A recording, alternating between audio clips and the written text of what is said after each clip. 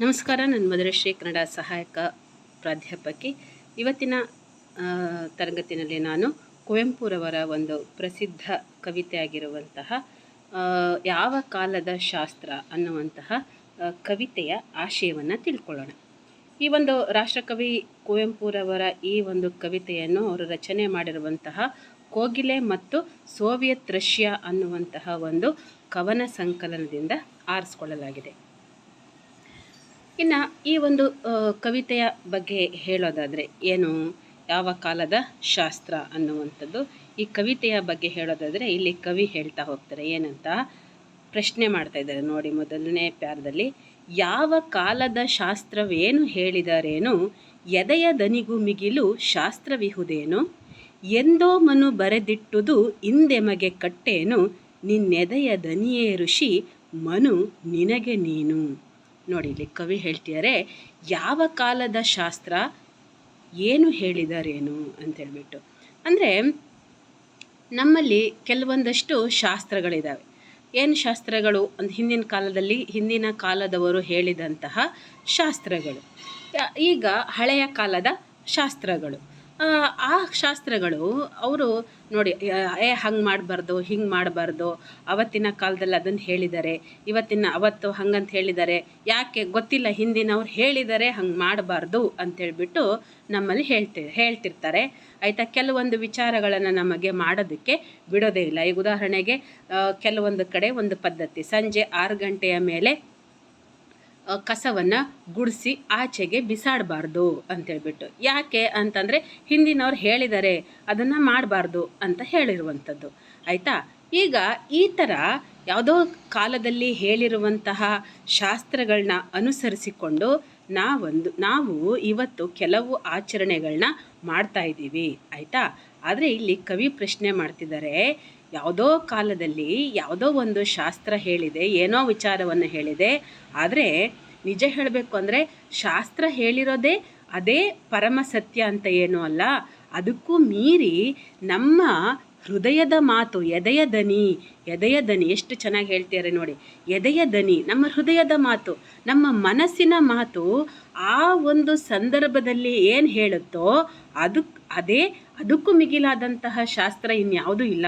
ಯಾವುದೋ ಒಂದು ಸನ್ನಿವೇಶವನ್ನು, ಸಂದರ್ಭವನ್ನು ನೀವು ನೋಡಿದಾಗ ನಿಮ್ಮ ಮನಸ್ಸು ನಿಮಗೆ ಏನು ಹೇಳುತ್ತೋ ಅದಕ್ಕೂ ಮಿಗಿಲು, ಏನು ಮಾಡು ಅಂತ ಹೇಳುತ್ತೋ ಅದಕ್ಕೂ ಮಿಗಿಲಾಗಿ ಇನ್ಯಾವ ಶಾಸ್ತ್ರನೂ ಹೇಳೋದಕ್ಕೆ ಸಾಧ್ಯ ಇಲ್ಲ ಅಂತೇಳ್ಬಿಟ್ಟು ಅವ್ರು ಹೇಳ್ತಾರೆ. ಎಂದೋ ಮನು ಬರೆದಿಟ್ಟಿದು ಇಂದೆಮಗೆ ಕಟ್ಟೇನು. ಎಂದೋ ಮನುಸ್ಮೃತಿ ಅಂತ ಹೇಳ್ಬಿಟ್ಟು ಒಂದು ಗ್ರಂಥವನ್ನು ಬರೆದಿಟ್ಟ. ಅದು ಯಾವುದೋ ಕಾಲದಲ್ಲಿ ಬರೆದಿಟ್ಟಿರುವಂಥದ್ದು. ಮನುಸ್ಮೃತಿನಲ್ಲಿ ಅವನೇನೇನೋ ಹೇಳಿದ್ದಾನೆ. ಕೆಲವೊಂದು ವಿಚಾರಗಳು ನೀವು ಕೇಳಿರ್ತೀರ. ಅದರಲ್ಲಿ ನಾಸ್ತ್ರೀ ಸ್ವಾತಂತ್ರ್ಯ ಅರ್ಹತಿ ಅಂತನೋ ಈ ಥರ ಕೆಲವೊಂದೊಂದು ವಿಚಾರಗಳನ್ನು ಅವನು ಬರೆದಿಟ್ಟಿರುವಂಥದ್ದು. ಆ ಯಾವತ್ತೋ ಬರೆದಿಟ್ಟಿದ್ದಾನೆ. ಅವತ್ತಿನ ಪರಿಸ್ಥಿತಿ ಏನಿತ್ತೋ ಏನಕ್ಕೋಸ್ಕರ ಅವನು ಆ ವಿಚಾರನ ಬರೆದಿಟ್ಟಿದ್ದಾನೋ ಏನೋ ಗೊತ್ತಿಲ್ಲ. ಆದರೆ ಅದನ್ನು ನಾವು ಇವತ್ತಿಗೂ ಸಹ ನಮ್ಮ ಜೀವನದ ಒಂದು ಕಟ್ಟಳೆಯಾಗಿ ನಾವು ಅನುಸರಿಸಬೇಕೇನೋ ಅಂತ ಪ್ರಶ್ನೆ ಮಾಡ್ತಿದ್ದಾರೆ. ನಾನು ಆವಾಗಲೇ ಹೇಳಿದೆ, ಕಸ ಗುಡಿಸಿ ಆಚೆ ಹಾಕಬೇಡಿ ಅಂತೇಳ್ಬಿಟ್ಟು ಹೇಳ್ತಾರೆ. ಆಯಿತಾ. ಅದು ಯಾವುದೋ ಕಾಲದಲ್ಲಿ ನಮ್ಮ ಹಿರಿಯರು ಹೇಳಿರುವಂಥದ್ದು. ಅವತ್ತಿನ ಒಂದು ಸನ್ನಿವೇಶಕ್ಕೆ ಅನುಗುಣವಾಗಿ ಅವರು ಅದನ್ನು ಹೇಳಿದ್ದಾರೆ. ಬಹುಶಃ ಅವತ್ತಿನ ಕಾಲದಲ್ಲಿ ವಿದ್ಯುತ್ತಿನ ವ್ಯವಸ್ಥೆ ಇರಲಿಲ್ಲ. ವಿದ್ಯುತ್ತಿನ ವ್ಯವಸ್ಥೆ ಇಲ್ಲದಿರುವಂಥ ಕಾರಣಕ್ಕೆ ಮನೆ ಒಳಗಡೆ ಏನಾದರೂ ಸಣ್ಣ ಪುಟ್ಟ ಬೆಲೆ ಬಾಳುವ ವಸ್ತು ಬಿದ್ದಿದ್ರೆ ಅದು ಕಾಣಿಸ್ತಾ ಇರಲಿಲ್ಲ. ಆಯಿತಾ. ಹಾಗಾಗಿ ಅದನ್ನು ಕಸವನ್ನೆಲ್ಲ ಗುಡಿಸಿ ಆಚೆಗೆ ಹೋದಾಗ, ಎಸ್ದಾಗ ಅದ್ರ ಜೊತೆಗೆ ಅವು ಏನಾದ್ರು ಹೋಗಿ ಆಚೆಗೆ ಹಾಕಿಬಿಡಬಹುದು, ಆಚೆಗೆ ಬಿಸಾಡಬಹುದು ಅನ್ನುವಂತಹ ಒಂದು ಒಳ್ಳೆಯ ಉದ್ದೇಶದಿಂದ ಅದು ಅವತ್ತಿನ ಕಾಲದಲ್ಲಿ ಮಾಡಿರುವಂಥದ್ದು. ಆದರೆ ಇವತ್ತು ಹಾಗಲ್ಲ. ಮನೆ ಒಳಗಡೆ ಜಗಮಗಿಸುವಂತಹ ಬೆಳಕು ಇರುತ್ತೆ. ಕಸ ಏನೇ ಬಿದ್ದಿದ್ರೂ ಸಹ ಕಣ್ಣಿಗೆ ಕಾಣ್ತಾ ಇರುತ್ತೆ. ಹಾಗಾಗಿ ಗುಡಿಸಿ ಆಚೆಗೆ ಹಾಕೋದ್ರಲ್ಲಿ ಏನೋ ಸಮಸ್ಯೆ ಇಲ್ಲ ಅನಿಸುತ್ತೆ. ಅದು ಅವತ್ತಿಗೆ ಆ ನಿಯಮ ಬೇಕಿತ್ತು. ಆದರೆ ಇವತ್ತಿಗೆ ಆ ನಿಯಮದ ಅವಶ್ಯಕತೆ ಇಲ್ಲ. ಮತ್ತು ಅವತ್ತಿನ ಕಾಲದಲ್ಲಿ ಕಸ ಆಚೆಗೆ ಬಿಸಾಕೊಂಡ್ರೆ ಮನೆ ಮುಂದಕ್ಕೆ ಬಿಸಾಕ್ತಿದ್ರ? ಇಲ್ಲ, ಎಲ್ಲೋ ಸೈಡಿಗೆ ಬಿಸಾಕಕ್ಕೆ ಹೋಗ್ತಾಯಿದ್ರು. ಆ ಕತ್ತಲೆ ಒಳಗಡೆ ಎಲ್ಲೋ ಬಿಸಾಕಕ್ಕೆ ಹೋಗಿ ಹಾವು ಹುಳ ಕಚ್ಬಿಟ್ರು ಕಷ್ಟ. ಇಂಥವೆಲ್ಲ ಒಳ್ಳೆ ಉದ್ದೇಶ ಇರ್ತಿತ್ತು. ಈಗೆಲ್ಲೋ ಮನೆಯಲ್ಲಿ ಗುಡಿಸಿ ಅಲ್ಲೇ ಪಕ್ಕದಲ್ಲೇ ಹಾಕುವಂಥ ಡಸ್ಟ್ಬಿನ್ನಿಗೆ ಹಾಕುವಾಗ ಯಾವುದೇ ರೀತಿಯಾದಂಥ ಸಮಸ್ಯೆ ಏನೂ ಇಲ್ಲ ಆಯಿತಾ. ಉದಾಹರಣೆಯಾಗಿ ನಾನು ಹೇಳಿದ್ದು ಇಂಥ ಎಷ್ಟೋ ಇದಕ್ಕಿಂತ ಉನ್ನತವಾದಂತಹ ಎಷ್ಟೆಷ್ಟೋ ಆಲೋಚನೆಗಳು ಇರುವಂಥದ್ದು. ಈಗ ಯಾವುದೋ ಒಂದು ಶಾಸ್ತ್ರದ ಹಿಂದೆ ಅದು ಇವತ್ತಿನ ಕಾಲಕ್ಕೆ ಅದರ ಅವಶ್ಯಕತೆ ಇಲ್ಲ ಅನ್ನುವಂಥದ್ದು ನಮಗೆ ತಿಳಿಯುವಂಥದ್ದು ಆಯಿತಾ. ಯಾವತ್ತೋ ಮನು ಬರೆದಿಟ್ಟಿರುವಂಥದ್ದು ಅದು ಅವತ್ತಿಗೆ ಅದು ಸರಿಗಿರಬಹುದು. ಮನು ಬರೆದಿಟ್ಟಾಗ ಅದು ಅವತ್ತಿನ ಒಂದು ಸನ್ನಿವೇಶಕ್ಕೆ ಅದರ ಅವಶ್ಯಕತೆ ಇತ್ತು ಅನಿಸುತ್ತೆ, ಅವನು ಅದನ್ನು ಬರೆದಿಟ್ಟಿದ್ದಾನೆ. ಅದನ್ನೇ ನಾವು ಇವತ್ತೂ ಸಹ ಅದನ್ನು ನಾವು ನಮ್ಮ ಕಟ್ಟಾಗಿ ಅಥವಾ ನಮ್ಮ ಕಟ್ಟಳೆಯಾಗಿ ಅದನ್ನು ಬಳಸ್ಕೋಬಾರ್ದು ಆಯಿತಾ. ಮನು ಒಬ್ಬ ಋಷಿ, ಅವನು ಋಷಿ ಆಗಿರೋನು ಬರೆದಿದ್ದಾನೆ, ಅವನು ಒಬ್ಬ ಮಹಾನ್ ಋಷಿ, ಅವನು ಬರೆದಿರೋದನ್ನ ನಾವು ಒಪ್ಕೊಳ್ಳದೆ ಇದ್ರೆ ಹೆಂಗೆ ಅಂತ ನೀವು ಅನ್ಕೋಬೇಡಿ. ನಿನ್ನೆದೆಯ ದನಿಯೇ ಋಷಿ. ನೋಡಿ, ಮನು ಮಾತ್ರ ಋಷಿ ಅಲ್ಲ, ಅವನು ಋಷಿ ಆಗಿರಬಹುದು, ಅವತ್ತು ಅವನು ಹೇಳಿರೋದು ಸತ್ಯ ಇರ್ಬೋದು. ಆದರೆ ಇವತ್ತಿನ ಈ ಸಂದರ್ಭಕ್ಕೆ ಏನಾಗಿದೆ, ನಿನ್ನೆದೆಯ ದನಿಯೇ ನಿನಗೆ ಋಷಿ. ನಿನ್ನ ಹೃದಯ ಏನು ಹೇಳುತ್ತಲ್ಲ, ಯಾವುದೋ ಒಂದು ಸನ್ನಿವೇಶವನ್ನು ನೋಡಿದಾಗ ನಿನ್ನ ಹೃದಯ ಏನು ಹೇಳುತ್ತೋ, ನಿನ್ನ ಮನಸ್ಸು ಏನು ಹೇಳುತ್ತೋ ಅದು ಸಹ ಋಷಿ ಹೇಳಿದಂತಹ ಮಾತುಗಳಿಗೆ ಅಷ್ಟೇ ಮಹತ್ವ ಇರುವಂಥದ್ದನ್ನು ನಿನ್ನ ಮನಸ್ಸು ಆ ಸಂದರ್ಭಕ್ಕೆ ಹೇಳಿರುತ್ತೆ. ಯಾಕೆಂದರೆ ಹಿಂದಿನ ಕಾಲದ ಋಷಿಗಳೂ ಕೂಡ ಅವರು ಸಹ ನಮ್ಮ ಹಾಗೆ ಮಾನವರು. ಅವರು ಹೇಳಿರುವಂಥ ಶಾಸ್ತ್ರಗಳು ಅವತ್ತಿನ ಕಾಲಕ್ಕೆ ಅವು ಸೀಮಿತವಾಗಿದ್ದು, ಕಾಲಕ್ಕೆ ತಕ್ಕಂತೆ, ದೇಶಕ್ಕೆ ತಕ್ಕಂತೆ, ಸನ್ನಿವೇಶಕ್ಕೆ ತಕ್ಕಂತೆ ವಿಚಾರಗಳು, ಸಿದ್ಧಾಂತಗಳು ಬದಲಾಗ್ತಾ ಹೋಗ್ತವೆ ಆಯಿತಾ. ಹಾಗಾಗಿ ಅವತ್ತು ಹೇಳಿದ್ದೆ ಇವತ್ತಿಗೂ ಕಟ್ಟಳೆ ಆಗೋದಕ್ಕೆ ಸಾಧ್ಯ ಇಲ್ಲ. ಮನು ಹೇಳಿರೋದು ಮಾತ್ರ ಸತ್ಯ ಅಲ್ಲ, ನಿನ್ನ ಮನಸ್ಸಿನ ಮಾತು ಸಹ ಅಷ್ಟೇ ಸತ್ಯ ಆಗಿರುತ್ತೆ. ನಿನಗೆ ನೀನೇ ಮನುಸ್ಮೃತಿನೇ ಎಲ್ಲ ಕಾಲಕ್ಕೂ ಸಲ್ಲಬೇಕು ಅಂತೇನೂ ಇಲ್ಲ ಅಂತೇಳ್ಬಿಟ್ಟು ಅವರು ಹೇಳ್ತಿದ್ದಾರೆ. ನೆಕ್ಸ್ಟ್ ಮುಂದಿನ ಸಾಲಲ್ಲಿ ಅವರು ಹೇಳ್ತಿದ್ದಾರೆ, ನೀರಡಸಿ ಬಂದ ಸೋದರಗೆ ನೀರನ್ನು ಕೊಡಲು ಮನು ಧರ್ಮಶಾಸ್ತ್ರವೆನಗೊರೆಯಬೇಕೇನು. ನೋಡಿ, ಯಾರೋ ಬಾಯಾರಿ ಬಂದಂತಹ ಒಬ್ಬ ಸೋದರ, ಅವನು ನೋಡಿಲಿ ಮನು ಧರ್ಮಶಾಸ್ತ್ರ ಏನು ಹೇಳಿದೆಯೋ ಏನೋ, ಈಗ ಆ ಜಾತಿಯವರನ್ನು ಮುಟ್ಟಬಾರ್ದು, ಅಸ್ಪೃಶ್ಯತೆಯ ಆಚರಣೆ, ಇಂಥವೆಲ್ಲ ನಿಯಮಗಳನ್ನು ಅದು ಹೇಳಿದೆ.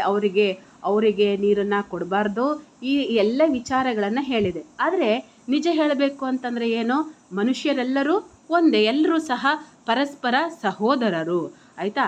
ಹಾಗಿರುವಾಗ ಯಾರೋ ಬಾಯಾರಿ ಬಂದಂತಹ ಒಬ್ಬ, ನಮ್ಮ ಹಾಗೆ ಅವನು ಸಹ ಒಬ್ಬ ಮನುಷ್ಯ, ಮಾನವ, ಅವನು ಬಾಯಾರಿ ಬಂದಾಗ ನೀನು ನೀರು ಕೊಡೋದನ್ನು ಬಿಟ್ಬಿಟ್ಟು ಮನು ಧರ್ಮಶಾಸ್ತ್ರ ಏನು ಹೇಳಿದೆ, ಈ ಜಾತಿಯವರಿಗೆ ನೀರು ಕೊಡು ಅಂತ ಹೇಳಿದೆ, ಈ ಜಾತಿಯವರಿಗೆ ನೀರು ಕೊಡಬೇಡ ಅಂತ ಹೇಳಿದೆ ಅಂತ ನೋಡ್ತಾ ಕೂತ್ಕೊಂಡ್ರೆ ಅದು ನಿನಗೆ ಅದು ಸರಿ ಅಂತ ಅನಿಸುತ್ತಾ ಅಂತೇಳ್ಬಿಟ್ಟು ಅವರಿಲ್ಲಿ ಪ್ರಶ್ನೆ ಮಾಡ್ತಾ ಇದ್ದಾರೆ ಆಯಿತಾ. ನೀರು ಕೊಡೋದು ಮನುಷ್ಯ ಧರ್ಮ, ಅದನ್ನು ನೀನು ಮನೋಧರ್ಮಶಾಸ್ತ್ರವನ್ನು ನೋಡಿ ಏನಾದ್ರು ಕಲ್ತ್ಕೊಳ್ಳೋ ಅಂಥ ಅವಶ್ಯಕತೆ ಇದೆಯಾ? ಬಾಯಾರಿಕೆಯಾಗಿ ಬಂದವರಿಗೆ, ಹಸಿದು ಬಂದವರಿಗೆ ಅನ್ನವನ್ನು ಕೊಡುವಂಥದ್ದು ಮನುಷ್ಯ ಧರ್ಮ ಆಗಿರುವಂಥದ್ದು, ನಿಜವಾದ ಧರ್ಮ ಆಗಿರುವಂಥದ್ದು. ಅದನ್ನು ಮಾಡೋದಕ್ಕೆ, ಅದನ್ನು ಆಚರಣೆ ಮಾಡೋಕ್ಕೆ ಮನುಧರ್ಮಶಾಸ್ತ್ರ ಏನು ಹೇಳಿದೆ, ಇವರಿಗೆ ನೀರು ಕೊಡಬೇಕು ಅಂತ ಹೇಳಿದೆಯಾ, ಕೊಡಬಾರ್ದು ಅಂತ ಹೇಳಿದೆಯಾ ಅಂತ ನೋಡ್ತಾ ಕೂತ್ಕೊಂಡ್ರೆ ಅದು ಸರಿ ಅನಿಸುತ್ತಾ? ನೊಂದವರ ಕಂಬನಿಯ ನೊರಸಿ ಸಂತೈಸುವಡೆ ಶಾಸ್ತ್ರ ಪ್ರಮಾಣ ಒದಗಿರಲೇಬೇಕೇನು. ಯಾರೋ ನೊಂದವರ ಕಂಬನಿಯನ್ನು ಒರೆಸೋದಕ್ಕೆ, ನೊಂದವರಿಗೆ ಸಹಾಯವನ್ನು ಮಾಡೋದಕ್ಕೆ, ನೊಂದವರ ಕಣ್ಣೀರನ್ನು ಒರೆಸಿ ಅವರಿಗೆ ಸಮಾಧಾನ ಮಾಡೋದಕ್ಕೆ ಅದು ಯಾವುದಾದ್ರು ಶಾಸ್ತ್ರ ಹೇಳಿದರೆ ಮಾತ್ರ ಮಾಡಬೇಕಾ? ಅದು ಶಾಸ್ತ್ರ ಪ್ರಮಾಣ ಇರಬೇಕಾ? ಅದಕ್ಕೆ ಶಾಸ್ತ್ರ ಹೇಳಿದರೆ ಮಾತ್ರ ಮಾಡಬೇಕಾ? ಇಲ್ಲ ತಾನೇ. ನಿನ್ನ ಮನಸ್ಸು ಹೇಳುತ್ತಲ್ವಾ, ಅವರು ದುಃಖದಲ್ಲಿದ್ದಾಗ ಅಯ್ಯೋ ಅವ್ರಿಗೇನಾದ್ರು ಸಹಾಯ ಮಾಡಬೇಕು ಅಂತ ಹೇಳುತ್ತಲ್ವಾ, ಅದು ಮಾತು ಕೇಳು. ಅದನ್ನು ನೋಡುವುದಕ್ಕೆ, ಅದನ್ನು ಮಾಡೋದಕ್ಕೆ ಯಾವುದೇ ರೀತಿಯಾದಂತಹ ಶಾಸ್ತ್ರ ಪ್ರಮಾಣದ ಅವಶ್ಯಕತೆ ಇಲ್ಲ ಅಂತೇಳ್ಬಿಟ್ಟು ಅವರಿಲ್ಲಿ ಹೇಳ್ತಾರೆ. ಪಂಚಮರ ಶಿಶುವೊಂದು ಕೆರೆಯಲ್ಲಿ ಮುಳುಗುತ್ತಿರೆ, ದಡದಲ್ಲಿ ಮೀಯುತ್ತಾ ನಿಂತಿರುವ ನಾನು ಮುಟ್ಟಿದರೆ ಬ್ರಹ್ಮತ್ವ ಕೆಟ್ಟು ಹೋಗುವುದೆಂದು ಸುಮ್ಮನಿದ್ದರೆ ಶಾಸ್ತ್ರ ಸಮ್ಮತವದೇನೋ ಅಂತೇಳ್ಬಿಟ್ಟು ನೋಡಿ ಎಷ್ಟು ಚೆನ್ನಾಗಿ ಹೇಳ್ತಾರೆ. ಪಂಚಮರ ಶಿಶುವೊಂದು ಕೆರೆಯಲ್ಲಿ ಮುಳುಗುತ್ತಿರೆ. ಪಂಚಮರ ಶಿಶು ಏನು ನಾವು ಅಸ್ಪೃಶ್ಯರು ಅಂತ ಕರಿತೀವಲ್ವ, ಮುಟ್ಟಬಾರ್ದವರು ಅಂತ ಇರ್ತಾವಲ್ವ, ಅಂತಹ ನಮ್ಮಲ್ಲಿ ಬ್ರಾಹ್ಮಣ, ಕ್ಷತ್ರಿಯ, ವೈಶ್ಯ, ಶೂದ್ರಾಗಿ ಕೊನೆಗೆ ಪಂಚಮರು ಅಂತ ಬರ್ತಾರೆ. ಮುಟ್ಟಿಸ್ಕೊಳ್ಳೇಬಾರ್ದು ಅವ್ರನ್ನ ಅನ್ನುವಂಥದ್ದು ನಮ್ಮ ಪುರಾಣ ಧರ್ಮಶಾಸ್ತ್ರದಲ್ಲೆಲ್ಲೋ ಹೇಳಿರುವಂಥದ್ದು ಆಯಿತಾ. ಅಂಥ ಮಗು ಪಾಪ ಕೆರೆಲೆ ಏನೋ ಮಾಡ್ತಿರುವಾಗ ಬಿದ್ದು ಇನ್ನೇನು ಮುಳುಗಿ ಸಾಯ್ತಾ ಇದೆ. ಸುತ್ತಮುತ್ತ ಬೇರೆ ಯಾರೂ ಇಲ್ಲ. ಅದರ ದಡದಲ್ಲಿ ನಾನು ಈಜು ಹೊಡಿತಾನೋ ಸ್ನಾನ ಮಾಡ್ತಾನೋ ಇದ್ದೀನಿ. ಅಂಥ ಸಂದರ್ಭದಲ್ಲಿ ಮಗು ಮುಳುಗಿ ಹೋಗ್ತಿರೋದನ್ನ ನೋಡಿ ಆಯಿತಾ, ಅಯ್ಯೋ ನಾನು ಪಂಚಮರ ಮಗನ ಮುಟ್ಟಬಾರ್ದು, ಮುಟ್ಟಿದ್ರೆ ನಂದು ಏನೋ ಪರಿಶುದ್ಧತೆ, ನನ್ನ ಬ್ರಹ್ಮತ್ವ ನಾಶ ಆಗುತ್ತೆ ಅಂತ ಅಂದ್ಕೊಂಡು ಆ ಮಗುನ ಪ್ರಾಣ ಹೋಗೋದಕ್ಕೆ ಬಿಟ್ಟರೆ ನಿನ್ನ ಕಣ್ಣೆದುರಿಗೆ ಒಂದು ಜೀವ ಕಳ್ಕೊಳ್ತಾ ಇರೋದನ್ನ ನೋಡಿ ಧರ್ಮಶಾಸ್ತ್ರದಲ್ಲಿ ಹೇಳಿದೆ, ನಾನು ಪಂಚಮರ ಮಗುವನ್ನು ಮುಟ್ಟಬಾರ್ದು ಅಂತ ಹೇಳಿ ನೀನು ಸುಮ್ಮನಿದ್ರೆ, ಆ ಮಗುವಿನ ಪ್ರಾಣ ನಿನ್ನೆದುರೇ ಹೋಗ್ತಾ ಇದ್ರೆ ಅದನ್ನು ನೋಡಿಕೊಂಡು ಸುಮ್ಮನಿದ್ರೆ ಅದು ನಿಮ್ಮ ಶಾಸ್ತ್ರ ಒಪ್ಕೊಳ್ಳುತ್ತಾ? ಅದನ್ನು ಯಾರ್ದಾದ್ರೂ ಜೀವವನ್ನು ನಿನ್ನ ಕಣ್ಣೆದುರಿಗೆ ಹೋಗ್ತಾ ಇದ್ರು ಅದನ್ನು ತಡೆದಲ್ಲೇ ಸುಮ್ಮನಿದ್ರೆ ಅದು ನಿನ್ನ ಶಾಸ್ತ್ರ ಒಪ್ಕೊಳ್ಳುತ್ತಾ ಅಂತ ಹೇಳಿಬಿಟ್ಟು ಅವರು ಪ್ರಶ್ನೆ ಮಾಡ್ತಾ ಇದ್ದಾರೆ. ಇಂಥ ಒಂದು ಸನ್ನಿವೇಶದ ಚಿತ್ರಣ ಕಾರಂತರ ಚೋಮನ ದುಡಿ ಅನ್ನುವಂತಹ ಕಾದಂಬರಿನಲ್ಲಿ ಬರುವಂಥದ್ದು. ಆ ಚೋಮನು ಸಹ ಒಂದು ಅಸ್ಪೃಶ್ಯ ಜನಾಂಗಕ್ಕೆ ಸೇರಿದವನು. ಅವನ ಒಂದು ಮಗು ಒಂದು ಸಲ ನೀರಲ್ಲಿ ಮುಳುಗಿ ಹೋಗ್ತಾ ಇರುತ್ತೆ. ಆದರೆ ಸುತ್ತಮುತ್ತ ಇದ್ದಂತಹ ಜನರು ಆ ಒಂದು ಅಸ್ಪೃಶ್ಯ ಮಗುವನ್ನು ಮುಟ್ಟಬಾರ್ದು ಅನ್ನೋ ಕಾರಣಕ್ಕೆ ಯಾರೂ ಸಹ ಮುಂದೆ ಬಂದು ಆ ಮಗುವನ್ನು ರಕ್ಷಣೆ ಮಾಡೋದೇ ಇಲ್ಲ. ಮಗು ನೀರಲ್ಲಿ ಮುಳುಗಿ ಪ್ರಾಣವನ್ನು ಬಿಡುವಂಥದ್ದು. ಆಯಿತಾ, ಇದು ನಿಮ್ಮ ಶಾಸ್ತ್ರಕ್ಕೆ ಇದು ಒಪ್ಪಿಗೆನಾ? ಈ ಥರ ಒಂದು ಮಗು ಹಾಗೆ ಹೇಳಿದೆವು, ಅಸ್ಪೃಶ್ಯರನ್ನು ಮುಟ್ಟಬೇಡ ಅಂತ ಹೇಳಿದೆಯಲ್ಲ ನಿನ್ನ ಶಾಸ್ತ್ರ. ಆದರೆ ನಿನ್ನ ಕಣ್ಣೆದುರಿಗೆ ಒಂದು ಜೀವ ಹೋಗ್ತಾ ಇದ್ದರೆ ಅದು ನಿಮ್ಮ ಶಾಸ್ತ್ರಕ್ಕೆ ಒಪ್ಪಿತನಾ ಅಂಥೇಳ್ಬಿಟ್ಟು ಅವರಿಲ್ಲಿ ಪ್ರಶ್ನೆ ಮಾಡ್ತಾ ಇದ್ದಾರೆ. ಹೌದಲ್ವಾ? ಖಂಡಿತ ಅದು ಒಪ್ಪಿತ ಅಲ್ಲ. ಹಾಗಾಗಿ ನಿನ್ನ ಮನಸ್ಸು ಆ ಸಂದರ್ಭಕ್ಕೆ ಏನು ಹೇಳುತ್ತೋ ಅದನ್ನು ನೀನು ಮಾಡು ಅಂಥೇಳ್ಬಿಟ್ಟು, ಅದೇ ಯಾವ ಋಷಿಯ ಮಾತಿಗೂ ಸಹ ಮಿಗಿಲಾಗಿರುವಂಥದ್ದು ಅಂತೇಳ್ಬಿಟ್ಟು ಅವರು ಹೇಳ್ತಿದ್ದಾರೆ. ಅಂತೂ ಮನು ತಾನು ಹೇಳಿರಲಾರನಯ್ಯಯ್ಯೋ, ನೋಡಿ ಹೇಳ್ತಿದ್ದಾರೆ ಕುವೆಂಪುರವರು. ಏನೋ ಬಹುಶಃ ಒಂದು ಮಗು ಪ್ರಾಣ ಹೋಗ್ತಾ ಇದ್ರೂ ಸಹ ನೀನು ಏನು ಮಾಡ್ದಲೇ ಮುಟ್ಟಬಾರ್ದು ಅನ್ನೋ ಕಾರಣಕ್ಕೋಸ್ಕರವಾಗಿ ನೀನು ಹೋಗಿ ರಕ್ಷಣೆ ಮಾಡಬೇಡ, ಮಗುನ ಮುಟ್ಟಬೇಡ ಅಂತ ಖಂಡಿತವಾಗ್ಲೂ ಅಯ್ಯಯ್ಯೋ ಮನು ಹೇಳಿರ್ದಕ್ಕೆ ಸಾಧ್ಯನೇ ಇಲ್ಲ. ಮನು ಒಬ್ಬ ಋಷಿಯಾಗಿ ಇನ್ನೊಂದು ಜೀವಿಯ ಪ್ರಾಣ ಕಣ್ಣೆದುರಿಗೆ ಹೋಗ್ತಾ ಇದ್ರು ನೋಡಿಕೊಂಡು ಸುಮ್ಮನೆ ಇರು ಅಂತ ಹೇಳೋದಕ್ಕೆ ಹೇಗೆ ಸಾಧ್ಯ? ಆಯಿತಾ, ಹೇಳಿದ್ದರ ಅವನನ್ನು ಶಾಸ್ತ್ರದೊಳೆ ಸುತ್ತಿ ಅವನು ಖಂಡಿತವಾಗ್ಲೂ ಹೇಳಿರೋಕ್ಕೆ ಸಾಧ್ಯ ಇಲ್ಲ. ಅಯ್ಯಯ್ಯೋ ಅಂಥ ಅಪರಾಧ ಯಾರಾದರೂ ಹೇಳೋಕ್ಕೆ ಸಾಧ್ಯನಾ? ಒಂದು ಜೀವ ಕಣ್ಣೆದುರಿಗೆ ಹೋಗ್ತಿದ್ರು ನೋಡ್ಕೊಂಡು ಸುಮ್ಮನಿರಿ ಅಂತ ಹೇಳೋದಕ್ಕೆ ಖಂಡಿತ ಯಾರಿಗಾದರೂ ಸಾಧ್ಯ ಇದೆಯಾ? ಹೇಳಿದ್ದರ ಅವನನ್ನು ಶಾಸ್ತ್ರದೊಳೆ ಸುತ್ತಿ, ಒಂದು ವೇಳೆ ಅವನೇನಾರು ಹಂಗೆ ಹೇಳಿದ್ರೆ ಅವನನ್ನು ಸಹ ಆ ಶಾಸ್ತ್ರದ ಜೊತೆ ಅವನನ್ನು ಸಹ ಸುತ್ತಿ ಸ್ವರ್ಗ ಹೋಗಲಿ ಮತ್ತೆ ನರಕ ಬಂದರೂ ಬರಲಿ ಎದೆಯ ಧೈರ್ಯವ ಮಾಡಿ ಬಿಸಾಡೆ ಆಚೆಗೆತ್ತಿ ಬಿಸಾಡು ಆ ಶಾಸ್ತ್ರನು, ಆ ಮನುಧರ್ಮಸಾರನು. ಒಂದು ವೇಳೆ ಅವನು ಹಂಗೆ ಹೇಳಿದಾನೆ, ನಿನ್ನ ಎದುರಿಗೆ ಒಂದು ಜೀವಿಯ ಪ್ರಾಣ ಹೋಗ್ತಾ ಇದ್ರು ನೋಡು ನಿಯಮ ಪಾಲನೆ ಮಾಡಬೇಕು ಅಂತ ಅವನೇನಾರು ಹೇಳಿದ್ದಾರೆ ಅಂತಂದರೆ ಅವನನ್ನು ಆ ಶಾಸ್ತ್ರನು ಎರಡನ್ನೂ ಸೇರಿ ಸುತ್ತಿ ಆಚೆಗೆ ಬಿಸಾಕು. ಅಂತಹ ಶಾಸ್ತ್ರದ ಅವಶ್ಯಕತೆ ನಿನಗಿಲ್ಲ. ಏನು ನಿನಗೆ ಭಯ ಇದೆಯಾ? ಅಯ್ಯಯ್ಯೋ ನಮ್ಮ ಶಾಸ್ತ್ರದಲ್ಲಿ ಹಿಂಗೆ ಹೇಳಿದೆ, ನಾನು ಅದಕ್ಕೆ ತಪ್ಪಿ ನಡೆದ್ರೆ ನಾನು ನರ್ಕಕ್ಕೆ ಹೋಗ್ತೀನಿ ಅಂತ ಏನಾದರೂ ನಿನಗೆ ಭಯ ಇದ್ದರೆ ಆ ಸ್ವರ್ಗ ನನಗೆ ತಪ್ಪು ಹೋಗುತ್ತೆ, ನರಕ ಪರವಾಗಿಲ್ಲ. ಒಂದು ಸ್ವರ್ಗ ಹೋದರೆ ಹೋಗಲಿ, ನರಕ ಬಂದರೂ ಬರಲಿ ಪರವಾಗಿಲ್ಲ. ಒಂದು ಜೀವನ ರಕ್ಷಣೆ ಮಾಡೋದಕ್ಕಿಂತ ದೊಡ್ಡ ವಿಷಯ ಮತ್ಯಾವುದೂ ಇಲ್ಲ. ಆಚೆಗೆ ಆ ಶಾಸ್ತ್ರನ, ಆ ಮನುವನ್ನು ಎಲ್ಲವನ್ನು ಎತ್ತಿ ಬಿಸಾಡು ಅಂತೇಳ್ಬಿಟ್ಟು ಹೇಳ್ತಿದ್ದಾರೆ. ಆಯಿತಾ, ಮತ್ತು ಅವರೇ ಹೇಳ್ತಿದ್ದಾರೆ, ಸ್ವರ್ಗ ಹೋಗುವುದಿಲ್ಲ, ನರಕ ಬರುವುದೂ ಇಲ್ಲ. ಸ್ವರ್ಗ ನರಕಗಳೇನು ಶಾಸ್ತ್ರಸ್ಥವಲ್ಲ. ಎದೆಯ ದನಿ ಧರ್ಮನಿಧಿ, ಕರ್ತವ್ಯ ವಧುವೇ ವಿಧಿ, ನಂಬದನು ಅವನುಳಿದು ಋಷಿಯು ಬೇರಿಲ್ಲ. ಸ್ವರ್ಗ ಹೋಗುವುದಿಲ್ಲ, ನರಕ ಬರುವುದೂ ಇಲ್ಲ. ಸ್ವರ್ಗ ನರಕಗಳೇನು ಶಾಸ್ತ್ರಸ್ಥವಲ್ಲ. ಆ ಎಲ್ಲ ಕಲ್ಪನೆಗಳೇ ತಪ್ಪು, ಈ ಮೂಢನಂಬಿಕೆಗಳು ಇವೆಲ್ಲ. ಆಯಿತಾ, ಕುವೆಂಪುರವರು ಒಬ್ಬ ವೈಚಾರಿಕತೆಯನ್ನು ಉಳ್ಳಂತಹ ಒಂದು ಕವಿ.